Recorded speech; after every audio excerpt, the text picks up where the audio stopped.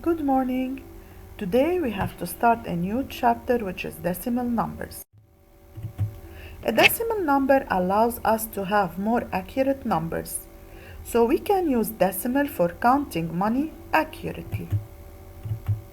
And also, when measuring the length of a certain segment, we may use a ruler and we can read it as 2.3, 2.4, so we can give the specific length of the segment using decimals. A decimal number is made up of two parts, the whole part and the decimal part. These two parts are separated by a decimal point. For example, 548.92.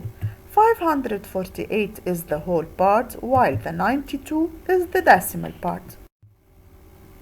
Now, we have to use the place value chart to identify the value of each digit.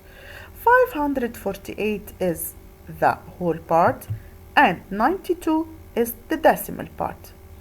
8 represents the ones, 4 represents the tens, and 5 represents the hundreds, while 9 represents the tenths and 2 represents the hundredths.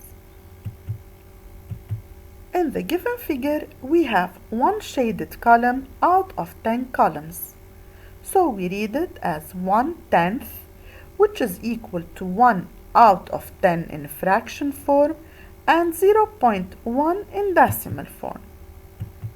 Now here we have one shaded box out of 100 boxes. We read it as 1/100th, which is equal to 1 out of 100 in fraction form and 0.01 in decimal form. So those ending with th should be placed in the decimal part. We can differentiate between numbers when we look at the end of the word. If it is ending with th, the digits should be placed in the decimal part. We should also know that the decimal part is always less than 1. Now, given the following number, in order to answer the questions, we have to use the place value chart. 167.23. 167 is the whole part and 23 is the decimal part.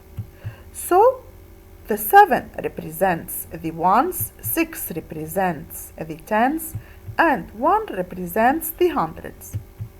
The 2 represents the tenths, and the 3 represents the hundredth. So as we said, the decimal part is the 23. What is the tenth digit? We can easily look at the chart and we say that 6 represents the tenth digit. What does the digit 3 represent? We also look at the chart. We see that the 3 is the hundredth digit. Thank you.